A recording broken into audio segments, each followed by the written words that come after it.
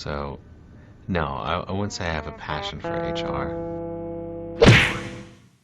Welcome back to Human Resources for the People. It's a human capital revolution. Today we're going to be talking about Chipotle's new robotic line. This is going to create burrito bowls with an automation push. And I want to couch all this with the discussion that we've had recently on the channel regarding fast food wages. So in California, for example, the fast food wage will go up to $20 an hour next year. And frankly, that's what you're seeing here out of this group.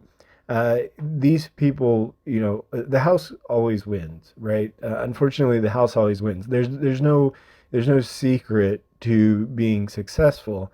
And what I mean by that is you can push up the minimum wage, and you'll have workers out of jobs. You can do a whole number of different things, and again, the house always wins. So let's look at this article from Yahoo Finance. They're testing a robotic line to make your burrito bowl amid automation push. Still months away. I think reasonably it won't be that quick. It'll probably be, at least 2 or 3 years. But they announced that they're testing an automated digital assembly line in partnership with a food service platform called Hyphen. Yeah, this line, they're going to mostly make burrito bowls, and they're going to be able to. Burrito bowls are kind of fairly sequential, for lack of a better term. I mean, all it is simply putting different ingredients onto a plate. It's quite simple and quite easy. And I mean, to be fair here, it's more than likely that you won't be, quote, gypped anymore, or get used for money, because it will all be standardized. It'll be the same amount of ingredients each time and every time. But they decided to look at digital lines. Right now, bowls and salads are 65, two-thirds of Chipotle's digital orders. That's significant.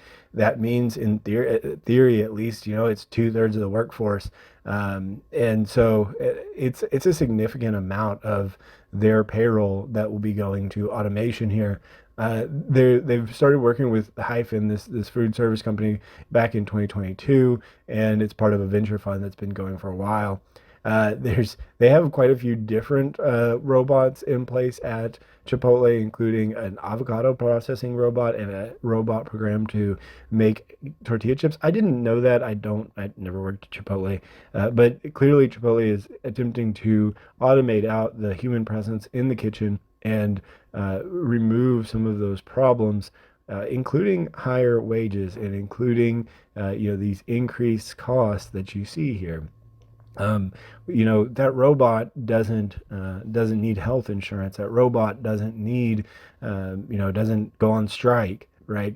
Reminds me, of course, of one of my favorite songs of all time, "Drive By Truckers," the day John Henry died. Great song. Go check out "Drive By Truckers" if you ever get a chance.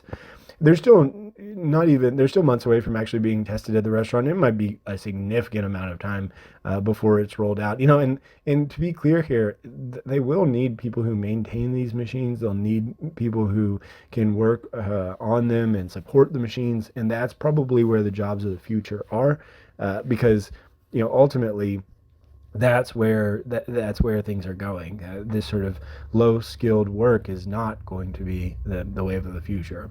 Sweetgreen's doing the same thing. They've got an automated production line and a restaurant design. I wanted to react to the tortilla making robot and take a look at that, as well as the avocado one. It seems pretty simple. I mean, look, that's pretty quick. I don't think that that's that impressive. I mean, in terms of labor saving, I'm not sure that that would be significant. Here's the avocado, or I can't remember, avocado.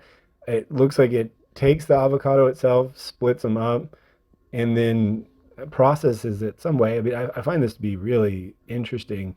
It apparently, like you can see here, cuts that time in half. But by cutting, coring, and peeling, and then ultimately it's still hand mashed. Not that impressive in my book. Uh, Maybe that will save a significant amount of time, but I don't think so. So let me know what you think about these new changes that will come with it. Like I said, unfortunately, I think the house always wins. You really can't control automation. And so when we do laws like this, when we increase the minimum wage, it's great. It surely will improve some people's lives to some degree, right? But ultimately, it will lead to less employment, less people and less people working, and ultimately, a higher unemployment, at least in the states that it's enacted. But let me know what you think in the comments down below. Like, share, and subscribe, and we'll see you on the next video. Bye, guys.